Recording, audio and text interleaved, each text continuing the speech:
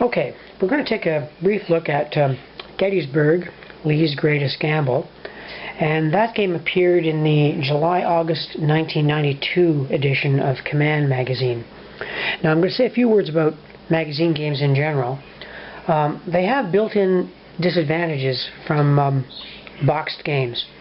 One, they are magazine games, so they're inherently limited by the counter mix, the number of counters they can provide with the magazine, and they're often a little bit short on player aids, things like charts and things like that.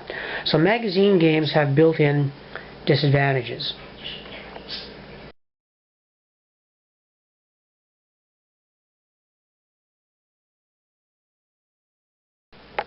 Now my main beef with magazine games is the fact that a lot of them are not fully developed. And I think it has to do with the publishing industry in general.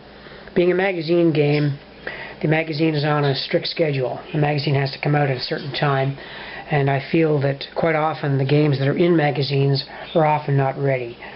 I'm very used to having magazine games with a host of errata less than a month after the game comes out.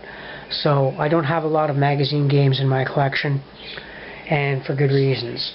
I just haven't had very much luck with them. Now the very fact that I've kept this one tells us something about what I think of the game.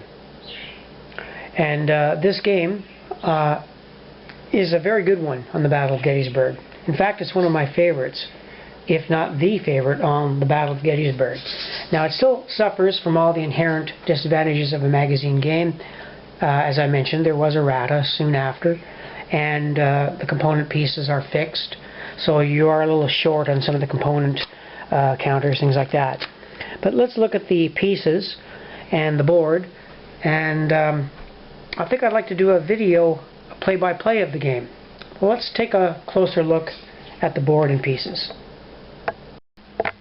Now one of the things I liked about this game was the map, and not because it was so aesthetically beautiful, but because it was covering portions of the battlefield that a lot of games have not covered before. Now we're going to look at a long shot of the map first, and then I'll zoom in and show you some close shots. The thing I particularly liked was there's practically a widescreen map. It covers quite a wide range east of the town of Gettysburg. There is Gettysburg itself, McPherson's Ridge, Oak Ridge, Hers Ridge, Cemetery Hill, Little Round Top, Big Round Top. But notice it goes much further east than we're used to seeing. There's Rock Creek, and a lot of Gettysburg games kind of end, let's say, here. They go to Benner's Hill, maybe show you a bit of Rock Creek. But this one extends very far east. In fact, way out the Hanover Road, where the cavalry battle occurred on July 3rd. So that was one of the reasons I liked this game, or rather the map. It showed a lot more terrain than other games did, and your charts and things are on the edge. But we'll do some zooming in views here to give you an idea of what the map's like. Most war gamers are familiar with the Battle of Gettysburg, so I'll just point out some of the salient points of the map. There we have the entrance of the Chambersburg Pike, the Cashtown Road, and you can see Hers Tavern there, and up there the Mummersburg Road, and you can see the extension of the Carlisle Road there, and Middleton Road. Over there is Barlow's Knoll, and we'll go into the town of Gettysburg now. There's the town. The graphics are okay in this game. I like them. They're simple but effective. And we'll go down now to, there's Cemetery Hill, Ziegler's Grove, the Angle. And we'll move down the Emmitsburg Road. You can see the high ground here to the north of the Peach Orchard, the southern extension of Seminary Ridge.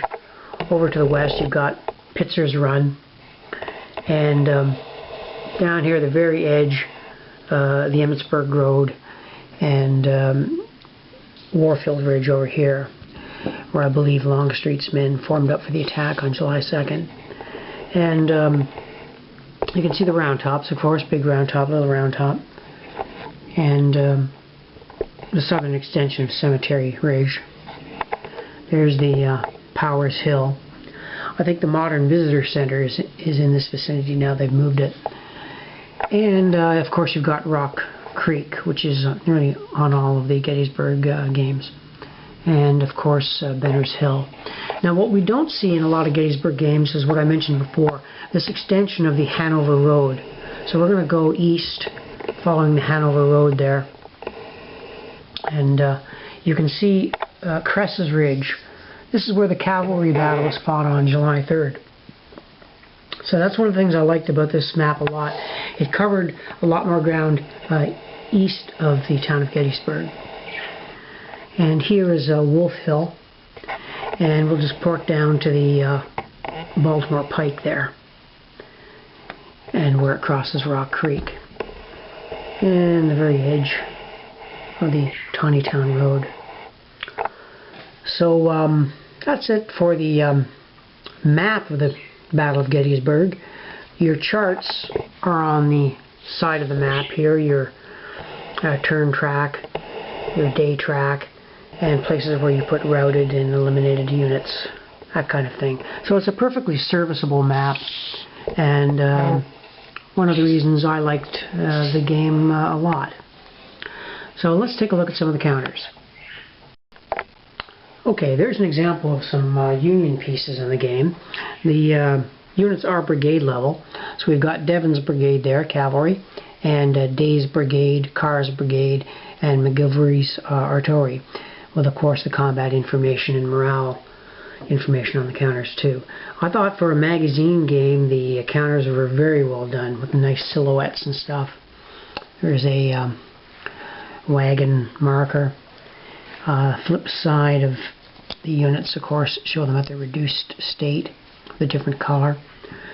And now I'll show you some Confederate units. Okay, those are some of the Confederate units using the same graphics as the Union.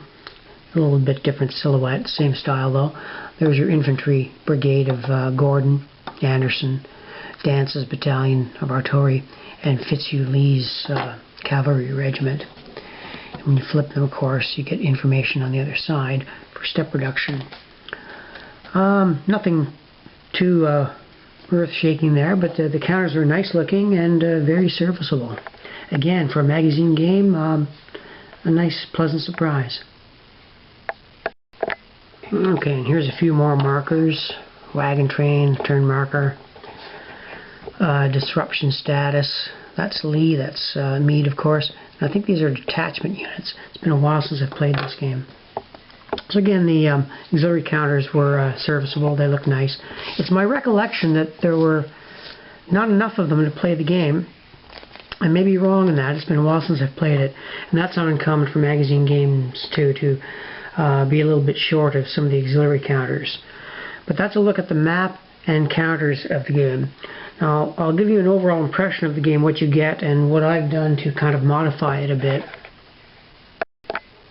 Now, the rules booklet was perfectly serviceable. I didn't have any trouble with it. Was there errata? Sure, there was errata. But minor stuff like setups and things like that.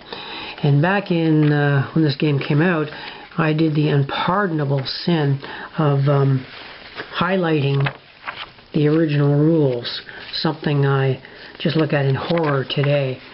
I would never do that today. I'd always make a copy of the rules first and then highlight them in. But the rules were perfectly serviceable with some illustrations there, and I had no trouble understanding the game. It's quite a good game, actually.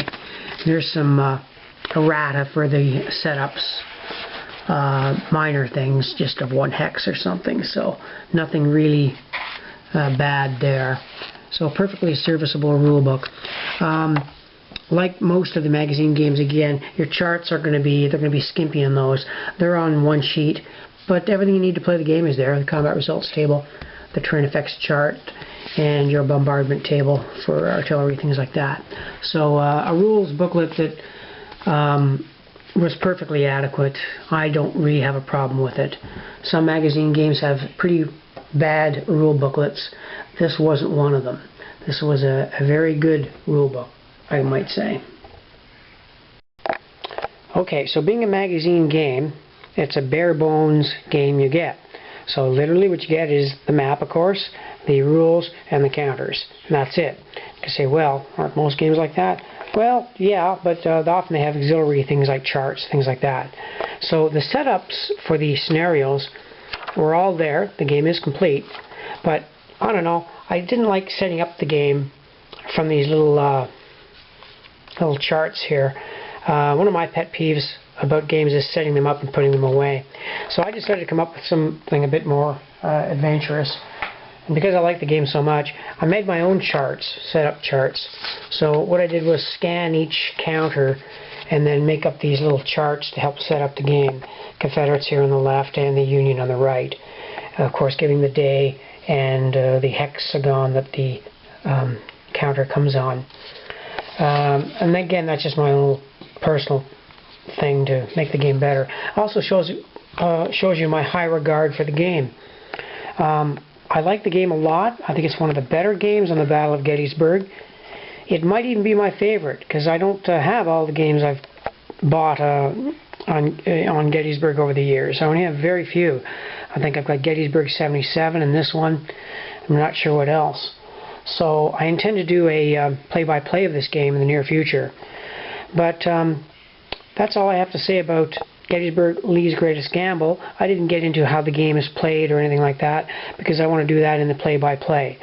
But it is a good game. It's brigade level, covers the entire battle, and I find one of its strong cards is that the map is rather wide. It gives you lots of room to explore alternatives for the battle. So that's Command Magazine's Gettysburg, Lee's Greatest Gamble. A very good game in my opinion.